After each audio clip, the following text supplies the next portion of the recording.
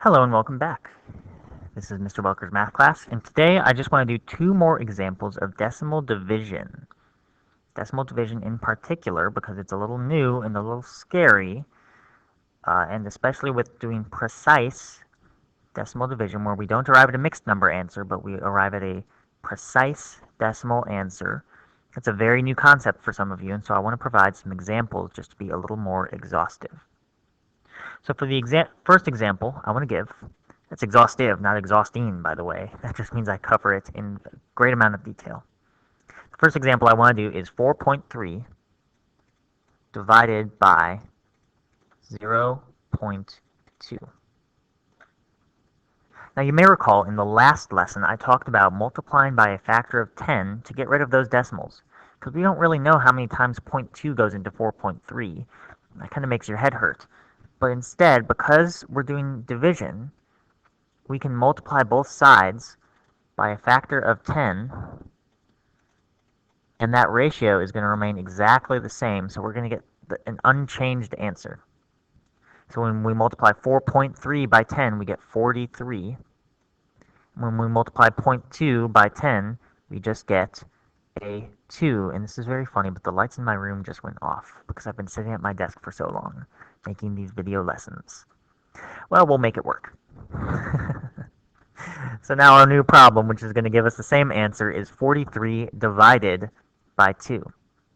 And we can go ahead and do that with long division. So 43 divided by 2. Now, we know, first of all, that we're dividing 43, which is an odd number, by 2, which is an even number, so we're not going to get a precise answer. Or rather, we're not going to get a whole number answer. So we know we're going to have some decimals in here. But when we're just going through the process of long division, 2 goes into 4. Well, it goes in twice. So we put a 4 down here. 2 times 2 is 4. And then we're going to drop that 3. So when we do our subtraction, 4 minus 4, we get 0. 3 carries down. How many times does 2 go into 3? Well, it goes in once. Here's a 2. We'll subtract it. And then 3 minus 2 is going to give us 1. Now, does 2 go into 1? It doesn't. So what we can do, in order to arrive at a precise decimal answer, is up in our answer box, we're going to put a decimal point. And the cost for putting a decimal point is that we make this 1 into a 10. We just add a 0. Because 2 doesn't go into 1, but does it go into 10? It does. It goes in 5 times. And very luckily, that gives us our exact answer. And so we have no remainder. So our final answer would be 21.5. Now, if you did a remainder method, which would have been at this step right here, you might have noticed or remembered that this is just the same thing as 21 and 1 divided by 2, 21.5. Now take a look, 21.5, that's the same as 21.5. So whether we do the remainder as a mixed number or whether we write it as a decimal, we are getting the same answer. However, we might not know what all of our fractions are as decimals, so it is important to know how to convert it into a precise decimal answer. In the second problem, since the lights just turned off, I'm having difficulty reading it. This one was 4.3 divided by 0.2. The other one was 6.6 divided by 0.5. Trying to do this problem in the dark. I said 6.6 divided by 0.5. Now, once again, we do not like those decimals. So what we can do, because it's a ratio, we can multiply both sides. Now, both sides is very important, not just the one side. Multiply both sides by a factor of 10. And 6.6 multiplied by 10 will give you 66. You just move that decimal point 1 to the right.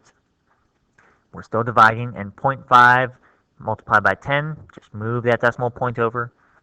Our new problem is 66 divided by 5. And again, we just know that we're not going to get a whole number answer here, and that's okay. So let's set up our division problem. We have 66 divided by 5. And then let's get going. How many times does 5 go into 6? You know what? This might be a good opportunity to even pause the video and ask yourself, oh, how many times does 5 go into 6? And try and work through this long division problem and see how far you can get. See if you can arrive, like over here, at a precise answer. And then unpause the video and let the lesson continue. And then see if we arrive at the same thing.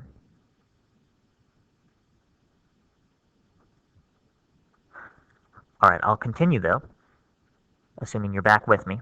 How many times does 5 go into 6? Well, it goes in once. So we put a 5 here, and we're going to subtract those. Of course, drop our 6 down because we didn't use it. So 6 minus 5 is 1. We drop the 6. 5 doesn't go into 1, but it does go into 16. And it goes in 3 times. And we get a 15 here. And when we subtract those, we just have 1 left. Now, 5 does not go into 1. So what do we have to do? We have to put our decimal place and add on a 0, extending our problem so that we can get a precise decimal answer. If we were going to do a mixed number answer, like if we just stopped right here, we would know that this is 13 remainder 1, or that's the same thing as 13 and 1/5. But how many times does 5 go into 10? Well, it goes in twice. And then we put a 10 down here. 5 times 2 is 10. And then there's no remainder, so that would be our final answer. 13 and 1/5 is the same as 13.2. And this should make sense to us because 0.2, it's the same as 2/10, which reduces to 1/5. So 13 and 0.2 is the same as 13 and 1/5. They are the same thing. So I hope these two examples were very helpful to you. They helped you to understand precise long division a little bit better. Now, I'm going to go turn on the light in my classroom because it's getting weird just sitting here in the dark, but I hope that that video was helpful to you and helped give you a broader understanding of how to do precise long division, arriving at a decimal answer.